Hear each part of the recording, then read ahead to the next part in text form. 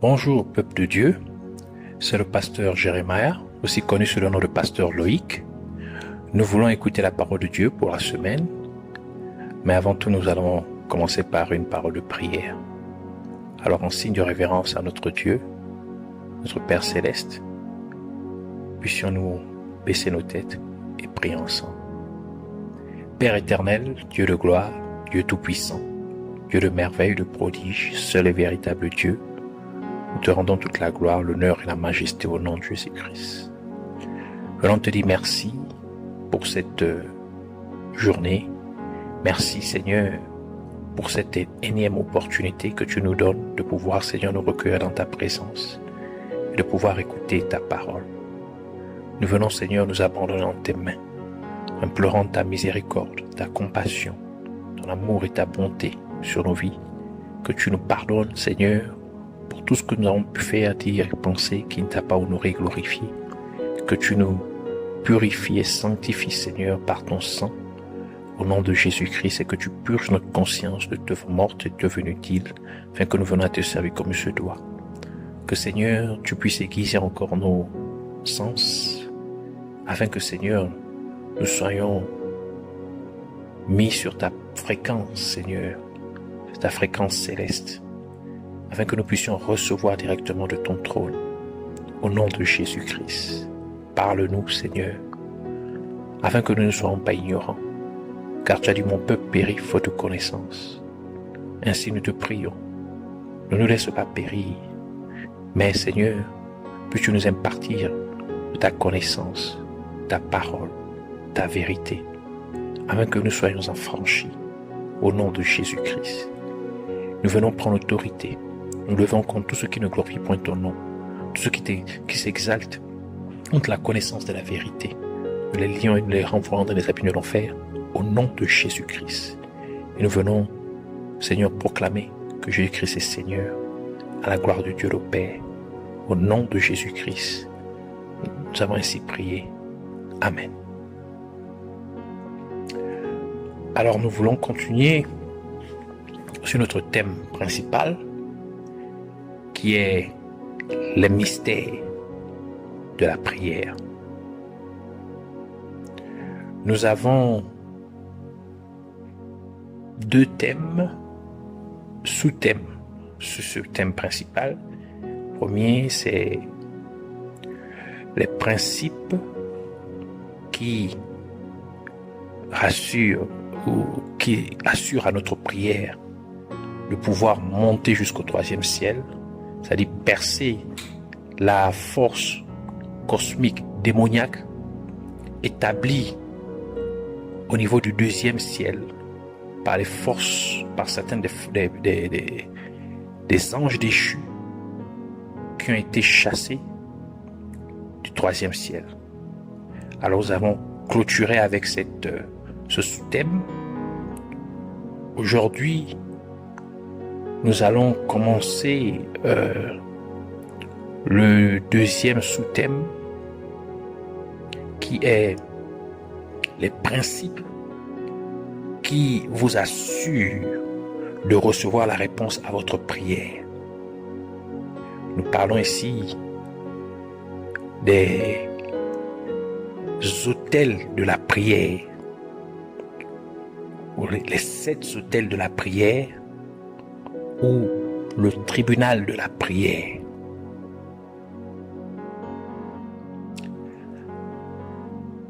Alors, maintenant que votre prière est montée jusqu'au troisième ciel, brisant ainsi la force cosmique démoniaque établie dans le deuxième ciel par certains des anges déchus qui ont été chassés du troisième ciel, votre prière suivra maintenant certains mécanismes ou protocoles spirituels pour que vous puissiez recevoir la pétition de votre prière.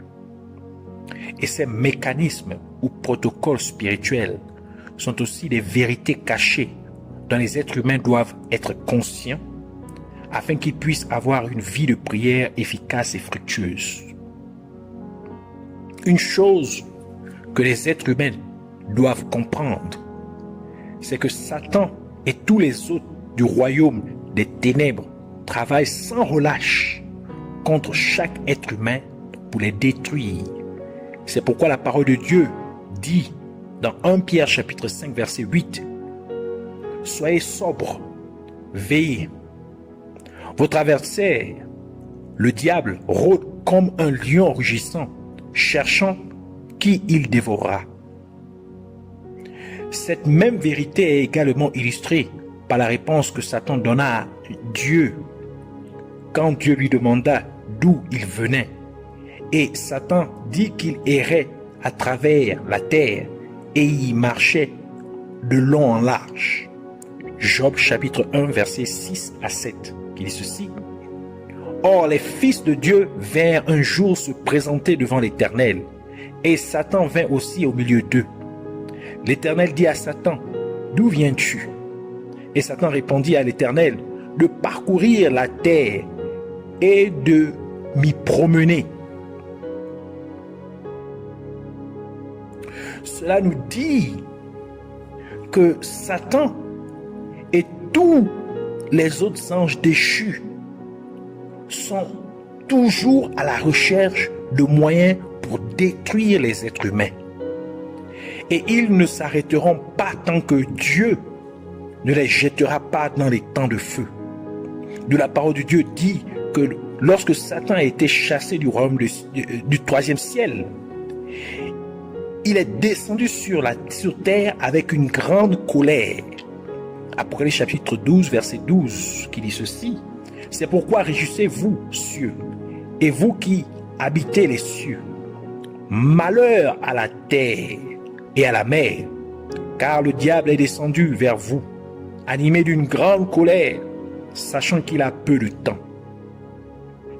Et même lorsque Satan était encore dans le troisième ciel, il exprimait également le même acharnement contre les êtres humains, en les accusant devant Dieu jour et nuit, comme indiqué dans le livre d'Apocalypse, Apocalypse chapitre 12, versets 9 à 10, qui dit ceci. Et il fut précipité, le grand dragon, le serpent ancien, appelé le diable et Satan, celui qui séduit toute la terre. Il fut précipité sur la terre, et ses anges furent précipités avec lui. Et j'entendis dans le ciel une voix forte qui disait, « Maintenant le salut est arrivé, et la puissance et le règne de notre Dieu, et l'autorité de son Christ, car il a été précipité, l'accusateur de nos frères, celui qui les accusait devant notre Dieu jour et nuit. Et maintenant que votre prière est prête à suivre son cours pour être exaucée par Dieu, Satan veut encore s'y opposer par tous les moyens. Et Satan a donc établi des esprits méchants pour jouer son rôle d'accusateur des êtres humains. Et c'est pourquoi la parole de Dieu parle des esprits méchants dans les lieux célestes comme étant l'une des entités combattant l'humanité. Éphésiens chapitre 6, verset 12, qui dit ceci, « Car nous n'avons pas lutté contre la chair et le sang, mais contre les dominations, contre les autorités, contre les princes de ce monde de ténèbres, contre les esprits méchants dans les lieux célestes. » Et parce que la justice est l'un des attributs de Dieu, chaque action de Dieu doit donc exprimer les attributs de Dieu, y compris la justice. Comme cela est mentionné dans le livre de Psaume, Psaume 145, verset 17, qui dit ceci, « L'Éternel est juste dans toutes ses voies et miséricordieux dans toutes ses œuvres. » Il ajoute dans Psaume 119, verset 137, « Tu es juste, ô Éternel, et tes jugements sont équitables. » Par conséquent, à cause de la justice de Dieu, Dieu, dans sa volonté permissible, aussi connue comme volonté agréable de Dieu, permet à ces esprits, Dieu permet ainsi à ces esprits méchants d'apparaître au troisième ciel à un moment et à un endroit spécifique afin que Dieu exprime et démontre sa justice en exerçant votre prière, car c'est dans sa volonté permissible que Dieu donne une certaine marge au royaume des ténèbres d'opérer, car Dieu a 3 types de volonté: volonté bonne, agréable et parfaite, ou agréable ou permissible. Comme mentionné dans le livre de Romains chapitre 12 verset 2 qui dit ceci: ne vous conformez pas au siècle présent, mais soyez transformés par le renouvellement de l'intelligence, afin que vous discerniez quelle est la volonté de Dieu, ce qui est bon, agréable et parfait. Ainsi, les esprits méchants commenceront à présenter des faits contre vous, déclarant qu'à cause de ces faits, votre prière ne devrait pas être exaucée.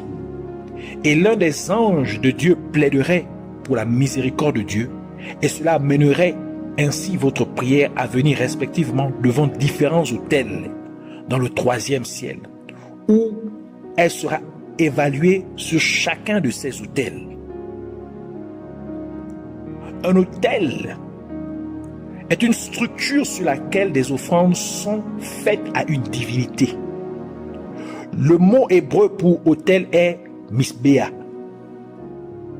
Misbéa, d'une racine verbale signifiant abattre.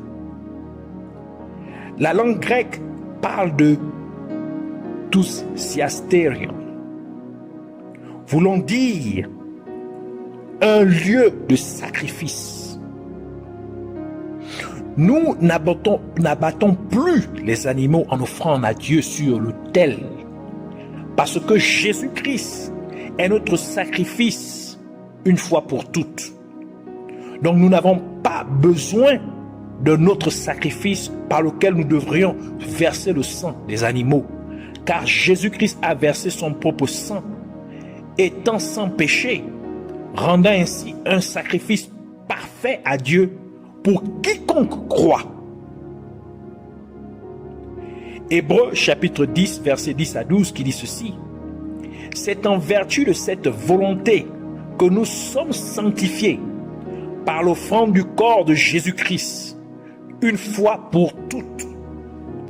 Et tandis que tout sacrificateur fait chaque jour le service et offre souvent les mêmes sacrifices qui ne peuvent jamais ôter les péchés, lui, parlant de Jésus-Christ, après avoir offert un seul sacrifice pour les péchés, s'est assis pour toujours à la droite de Dieu.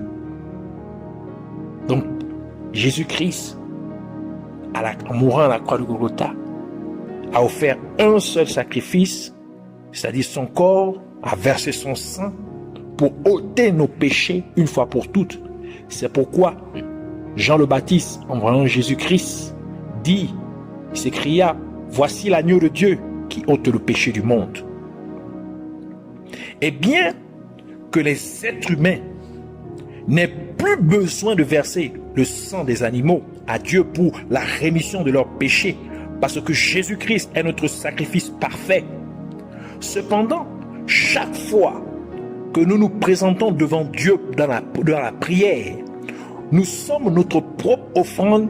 Ainsi la parole de Dieu nous instruit de nous présenter saints devant Dieu. Romains chapitre 12 verset 1 qui dit ceci: je vous exhorte donc, frères, par les compassions de Dieu, à offrir vos corps comme un sacrifice vivant, saint, agréable à Dieu, ce qui sera de votre part un culte raisonnable.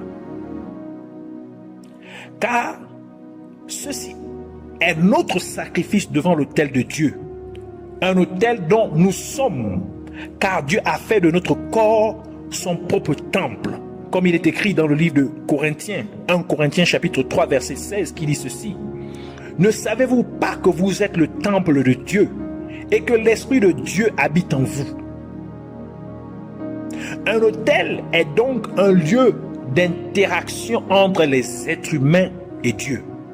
C'est le lieu où l'être humain est censé sacrifier son humanité pour que Dieu puisse lui communiquer sa divinité, voir la nature de Dieu, son créateur. Ainsi, l'autel est un lieu d'échange entre Dieu et les êtres humains.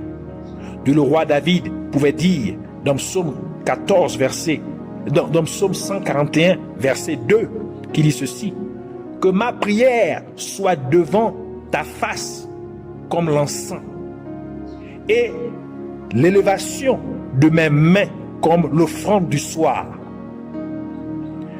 C'est pourquoi cet échange se fait par la prière.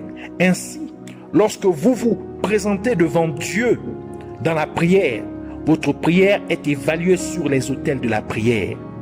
C'est pourquoi lorsque Balak, le roi des Moabites, appela le prophète Balaam pour maudire le peuple d'Israël, le prophète Balaam demanda au roi Balak de construire 7 autels sur lesquels Balaam voulait interagir avec Dieu, afin qu'il puisse maudire le peuple d'Israël.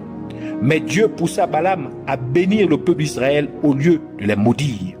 Nombre chapitre 23, verset 1 à 12, qui dit ceci: Balaam dit à Balak: bâtis-moi ici 7 autels, et prépare-moi ici 7 taureaux et 7 béliers. Balak fit ce que Balaam avait dit. Et Balak et Balaam offrirent un taureau et un bélier sur chaque autel. Balaam dit à Balak: tiens-toi près de ton holocauste, et je m'en éloignerai.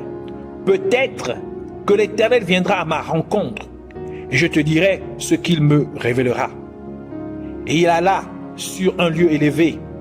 Dieu vint au-devant de Balaam, et Balaam lui dit: j'ai dressé 7 autels, et j'ai offert un taureau et un bélier sur chaque autel. L'Éternel mit des paroles dans la bouche de Balaam, et dit: retourne vers Balak, et tu parleras ainsi. Et il retourna vers lui, et voici, Balak se tenait près de son holocauste, lui et tous les chefs de Moab. Balaam prononça son oracle et dit: Balak m'a fait descendre d'Aram, le roi de Moab, m'a fait descendre des montagnes de l'Orient. Viens, maudis-moi Jacob, viens, sois irrité contre Israël. Comment maudirais-je celui que Dieu n'a point maudit? Comment serais-je irrité contre l'Éternel quand l'Éternel n'est point irrité? Je le vois du sommet des rochers, je le contemple du haut des collines. C'est un peuple qui a sa demeure à part et qui ne fait point partie des nations, qui peut compter la poussière de Jacob et dire le nom du quart d'Israël. Que je meure de la mort des justes et que ma fin soit semblable à la leur. Balak dit à Balaam: que m'as-tu fait? Je t'ai pris pour maudire mon ennemi, et voici, tu le bénis. Il répondit et dit: n'aurais-je pas soin de dire ce que l'Éternel met dans ma bouche? Et cela s'est produit 3 fois. La deuxième fois, le roi Balak amena le prophète Balaam au sommet de la montagne Pisga. Et 7 autels furent également construits. Nombre chapitre 23, verset 14 à 15, qui dit ceci: il le mena au champ de Sophim, sur le sommet de Pisga. Il bâtit 7 autels et offrit un taureau et un bélier sur chaque autel. Balaam dit à Balak: tiens-toi ici, près de ton holocauste, et j'irai à la rencontre de Dieu. Et la 3e fois, le roi Balak amena le prophète Balaam au sommet du mont Péor. Péor qui signifie l'ouverture. Pour dire que même quand tes ennemis t'encerclent pour te détruire, Dieu a déjà créé une voie de sortie pour toi. C'est ce que signifie Péor spirituellement. Et là aussi, sur le mont Péor, Balaam demanda au roi Balak de construire 7 autels. Nombre chapitre 23, versets 28 à 30, qui dit ceci: Balak mena Balaam sur le mont du Péor, en regard du désert. Balaam dit à Balak, bâtis-moi ici 7 autels et prépare-moi ici 7 taureaux et 7 béliers. Balak fit ce que Balaam avait dit et il offrit un taureau et un bélier sur chaque autel.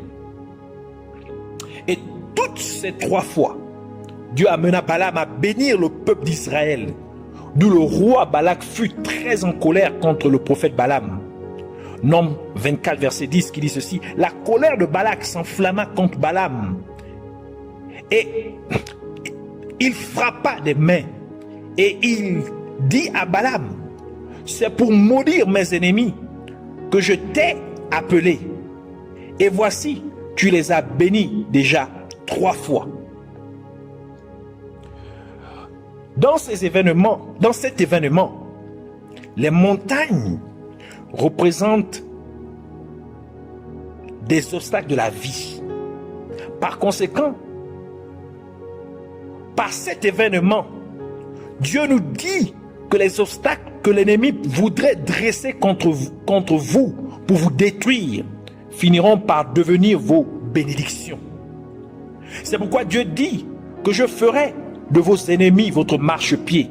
En d'autres termes, Dieu utilisera vos ennemis pour vous élever. Psaume 110, verset 1 qui dit ceci. Parole de l'Éternel à mon Seigneur, assieds-toi à ma droite jusqu'à ce que je fasse de tes ennemis ton marchepied. Le prophète Balaam, qui était un vrai prophète de Dieu, avant de corrompre ses voix devant Dieu, à cause de ce que le roi Balak lui avait promis, avait la révélation de la façon dont la prière opère dans le 3e ciel. C'est pourquoi il demanda au roi Balak de construire 7 autels chaque fois que le roi Balak l'amena dans un nouvel endroit pour maudire le peuple d'Israël. Car Balaam essayait de représenter chacun des 7 autels sur lesquels les prières doivent passer avant leur accomplissement.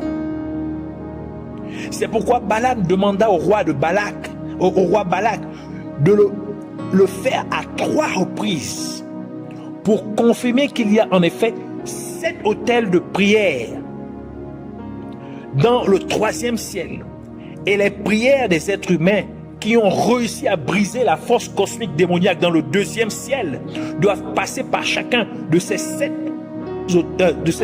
autels de prière dans le 3e ciel. C'est pourquoi Jésus-Christ a révélé à l'apôtre Jean comment un ange de Dieu offrait les prières de tous les saints sur l'autel d'or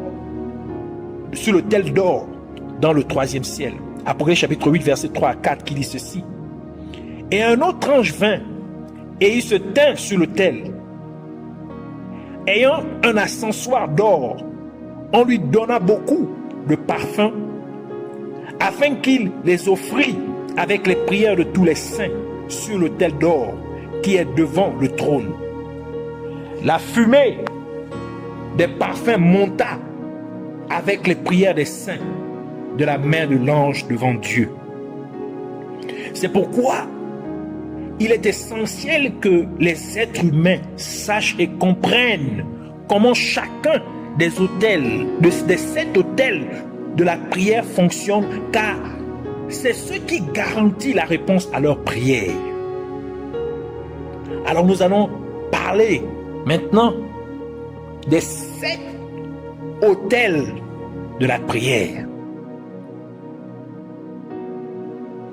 Le premier autel de la prière, aujourd'hui nous allons juste parler du premier autel. Le premier autel de la prière est l'autel de la disposition du cœur et du caractère. Cet autel évalue quel type de personne vous êtes. Il évalue si vous êtes une bonne ou une mauvaise personne. Il vérifie si vous êtes égocentrique ou altruiste, c'est-à-dire attentionné ou charitable. Comme nous l'avons déjà mentionné dans la première partie de cette série d'enseignements, le cœur est le centre de tout notre être, car en lui se trouvent les fonctions appartenant aux trois parties de notre être. Ce qui signifie que le cœur est le centre de notre corps, âme et esprit. Et les pensées sont une fonction du cœur, car une personne est telle qu'elle pense dans son cœur. Comme le livre de Proverbes nous l'a révélé dans Proverbes chapitre 23, verset 7, qui dit ceci: car il est comme les pensées de son âme. La version King James dit les pensées de son cœur. Parce que les pensées viennent du cœur. Les pensées sont une fonction du cœur. Juste la première partie de ce verset. Et parce que Dieu ne regarde pas à l'apparence extérieure, mais Dieu sonde le cœur pour découvrir ce qu'il contient lorsque vous le priez. Ainsi, Dieu utilise ce qui est dans votre cœur pour évaluer votre prière. Car ce qui se trouve dans votre cœur révèle qui vous êtes.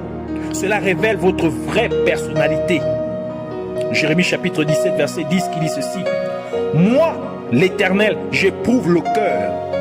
Je sonde les reins pour rendre à chacun selon ses voies, selon le fruit de ses œuvres. C'est pourquoi Satan utilise des esprits démoniaques pour bombarder ou attaquer vos pensées afin de les remplir de toutes sortes de choses inappropriées, de telle manière que même si votre prière atteint le terme de la disposition du cœur et du caractère, elle échoue à ce stade. Et Satan a mis en place tant de stratégies pour atteindre le même résultat. Et l'une d'elles est de vous amener à regarder ou à écouter régulièrement de mauvais contenus. Car ce que vous voyez ou entendez finira par occuper votre cœur. Et c'est ainsi que Satan poussa Judas Iscariote à trahir Jésus-Christ. Jean chapitre 13 verset 2 qui dit ceci: pendant le souper, lorsque le diable avait déjà inspiré au cœur de Judas Iscariote, fils de Simon, le dessein de le livrer. La même chose arriva à Ananias quand il mentit au Saint-Esprit sur le montant d'argent qu'il avait reçu après avoir vendu sa maison. Actes chapitre 5 verset 1 à 3 qui dit ceci: mais un homme nommé Ananias, avec Saphira sa femme, vendit une propriété et retint une partie du prix. Sa femme le sachant, puis il apporta le reste et le déposa aux pieds des apôtres. Pierre lui dit: Ananias, pourquoi Satan a-t-il rempli ton cœur au point que tu mentes au Saint-Esprit et que tu aies retenu une partie du prix du champ? Par conséquent, vos pensées sont ce qui se trouve dans votre cœur.